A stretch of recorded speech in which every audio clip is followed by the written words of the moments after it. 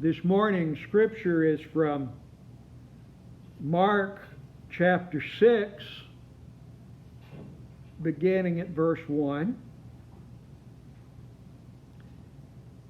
He left that place and came to his hometown, and his disciples followed him.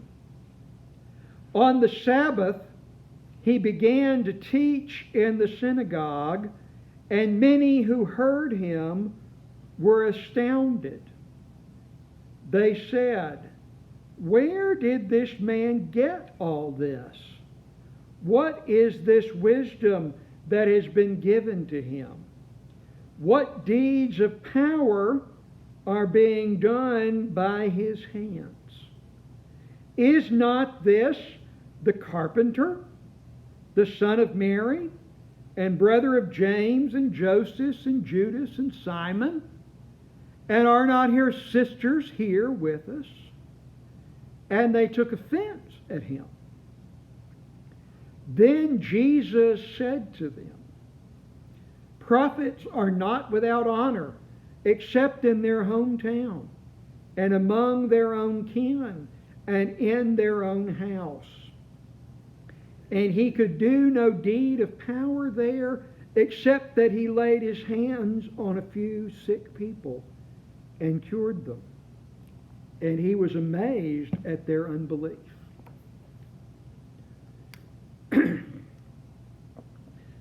39 years ago, my father and stepmother and sister and stepbrother were traveling from Sarasota to Greenwood, Mississippi for my wedding. The first night they stopped on a Saturday night in Pensacola. And the next morning they went to worship at East Hill Baptist Church in Pensacola, where my father was the minister of music from 1963 to 67, the years when I was between 4 and 8. And as they were being welcomed, my father said, "Well, we're on our way to John's wedding." And they said, "Oh." And they remembered a story. They remembered one Sunday night when my father was singing a solo. And they remembered that for some reason or other, I thought my father's solo needed commentary. Or at least that my speaking voice needed to be heard along with his singing voice. And they remembered the look on his face as he was singing while I was commenting. And they remembered the look on his face as he came off the platform to where I was sitting. And they remembered the look on my face as I was being carried out of the sanctuary. We get ideas about who people are because we know them. And in our society, we're mobile, and I was stuck as that between 4 and 8-year-old who made for a memorable Sunday night.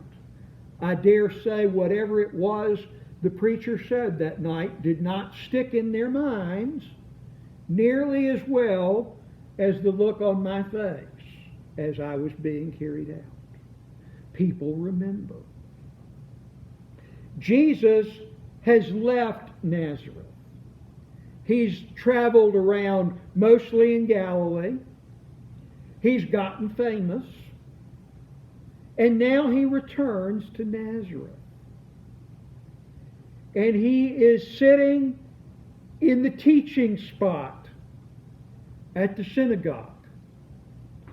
And he's talking about the Scriptures. And the people are disturbed. They may be disturbed about what he's saying, but mostly they're disturbed because he's the one saying it. Because they have a picture of who he is. He's a carpenter.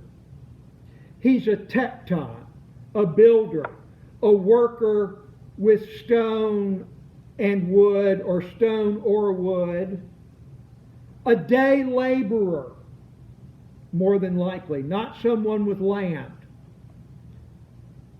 someone near or at the bottom of the social chain. He is Mary's son, which is interesting. He's Mary's son, not Joseph's son. Does that mean that they know and have always known that there's some questions about who Jesus' father was? Mary is presumably a widow. If Jesus was the firstborn, he was the one who was responsible for her and for her well-being. But he's been off traveling. He's left her and his brothers who are named and his sisters who are not to see about their mother. He has abandoned the role of the firstborn son. They have all kinds of character and place of origin and family of origin questions about this man who is now seeking to teach about God and the Scriptures. You don't do that. This is not the United States where people rise to the level, or are believed to rise to the level of their ability. You stay in your lane. You stay who you are. You're a tekton, you'll always be one. You're a builder. You're a day laborer. You'll always be one. And we cannot get our minds, our hearts around it. We cannot open our ears to really let what he's saying come through to us.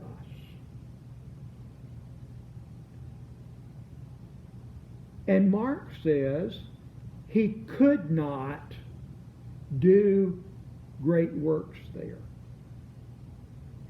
which is an interesting way to put it. He could not. Now, does that mean God's power is limited by our acceptance? I have a friend from high school who is bipolar. It's a brain disease, a disease of the chemicals in her brain, and it's hard to manage. Sometimes she's way up, and sometimes she's way down.